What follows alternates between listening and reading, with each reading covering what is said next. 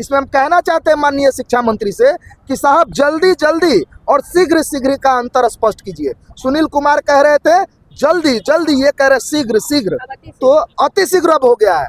तो साहब जल्द से जल्द 30 मई तक स्पष्ट कीजिए, नहीं तो कल संविधान बिहार किससे चलेगा, देश किससे चलेगा? संविधान से चलेगा। लोग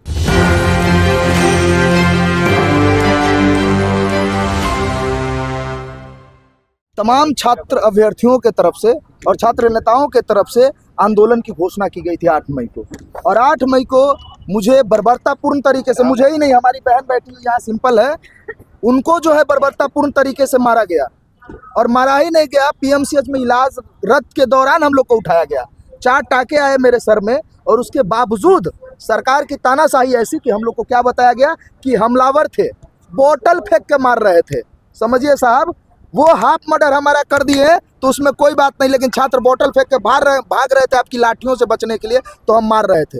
एक बात हम और कहना चाहते हैं कि शिक्षा मंत्री जी ने कल प्रेस कॉन्फ्रेंस किया था, और उसी के जवाब में ये छात्रों के, बिहार के युवाओं का प्रेस कॉन्फ्रेंस है। इसमें हम कहना चाहते हैं माननीय शिक्षा मंत्री से कि साहब जल्दी जल्दी और शीघ्र शीघ्र का अंतर स्पष्ट कीजिए। सुनील कुमार कह रहे थे जल्दी जल्दी, ये कह रहे शीघ्र शीघ्र, तो अति शीघ्र अब हो गया है। तो साहब जल्द से जल्द 30 मई तक स्पष्ट कीजिए, नहीं तो कल संविधान बिहार किससे चलेगा, देश किससे चलेगा? संविधान से चलेगा, लोकतंत्र से चलेगा, या माननीय सम्राट चौधरी सीएम साहब या सह गृह मंत्री के लाठी तंत्र से चलेगा? तो हम बता देना चाहते हैं, बिहार का युवा आपके लाठी तंत्र से नहीं डरने वाला है। और आने वाले 30 मई के बाद 10 दिनों का अल्टीमेटम बेटियों ने एक गूंज उठाया था, खुशबू पाठक जी के नेतृत्व में, सौरभ भैया के नेतृत्व में, विकेश भट्ट के नेतृत्व में, तमाम है, अनुज है, बाकी हमारे ए राजा साथी है, सभी के नेतृत्व में, टीआरई फोर्स साथियों के नेतृत्व में, कि अगर साहब अगर जल्द से जल्द अपना रुख अख्तियार नहीं किए और टीआरई 4 का नोटिफिकेशन जारी नहीं किए तो खुला चुनौती दे रहे हैं। सम्राट चौधरी माननीय मुख्यमंत्री जी को खुला चुनौती दे रहे हैं, माननीय शिक्षा मंत्री जी को खुला चुनौती दे रहे हैं कि बिहार पटना की धरती समर देखेगा। वो कहते हैं ना, बहुत अच्छा एक कहावत है कि रन में जो हार मान ले वो वीर नहीं है, रन में जो हार मान ले जो वीर नहीं है, जो पानी प्यास न बुझा सके वो नीर नहीं है, और कुर्सी पर बैठे ये सत्ता नसी होश में रहे। ये पटना की धरती, भारत का संविधान और जो लोकतंत्र हमें अधिकार देता है कि किसी की बाप की जागीर नहीं है कि छात्रों के, बेरोजगार छात्रों का आवाज बंद कीजिएगा और लाठी चलाइएगा। साहब आपसे आग्रह, हम लोग क्या कर रहे थे? कुछ उग्रवादी है, आतंकवादी है, बिहार के युवाओं को कहना चाहते हैं टीआरई 4 के समर्थन में आप लोग बड़ी से बड़ी संख्या में आने वाले दिनों में पटना के सड़कों पर पहुंचिए, और ऐसे पहुंचिए कि सरकार को निर्णय लेना पड़े। सिर्फ एक बहाली की हम लोग नहीं बात करते हैं, टीआरई 4 के साथ साथ विगत आप देख लीजिए 9-10 वर्ष से छात्र नेता जो सौरभ भैया के नेतृत्व में हम लोग ने बीएसएससी ऑफिस घेरा था, बीएसएससी का आप 3 बार पोर्टल खोल दिया, आज तक एग्जाम नहीं लिया। आप क्या व्यवस्था बना के रखा है आपने? तो सारी अव्यवस्थाओं को हम लोग अब बेरा उठा लिए कि आपकी अव्यवस्था जब तक नहीं सुदृढ़ होगी, बेटियों के नेतृत्व में, बिहार के बेटों के नेतृत्व में। और मैं कहता हूं, एक लड़की होकर के खुशबू पाठक जेल जा सकती है, वो सिर्फ इसलिए दिलीप छात्र नेता, हमारा कोई विरोध नहीं है, वो छात्रों के लिए लड़ रहा है ना, तो मैं बता देता हूं वो जेल जा सकते हैं। तो याद रखिएगा सम्राट चौधरी जी, युवा जेल जाने से नहीं डरता है, गरज के बोल रहे हैं।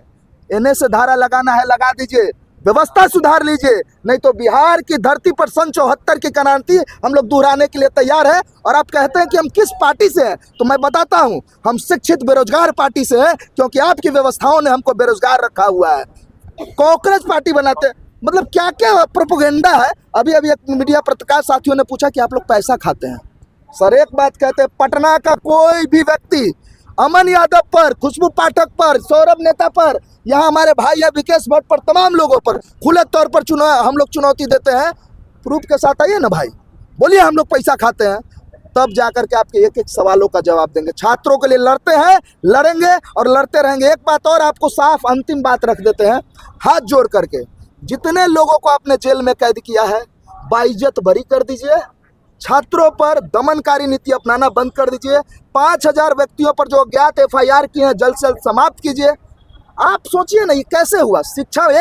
घमंडी शिक्षा मंत्री के वजह से लोकतंत्र की हत्या बिहार में की गई। क्या हम अपना मांग रखने के लिए स्वतंत्र नहीं है? घिसिया करके जेल में डाला गया, इनको कहीं और से उठाया गया, इनको कहीं और से उठाया, इनको तो रात में ही उठा लिया गया।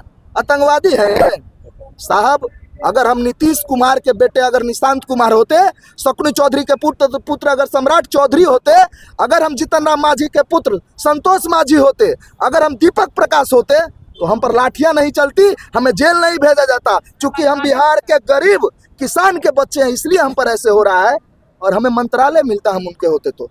युवाओं को सोचने की जरूरत है, बिहार के युवाओं को, कि ये लोग सिर्फ और सिर्फ अपने बेटे और बेटियों को जो है क्या करना चाह रहे हैं, सेट करना चाह रहे हैं। अब बोलेंगे हमारे विकास भट्ट नेता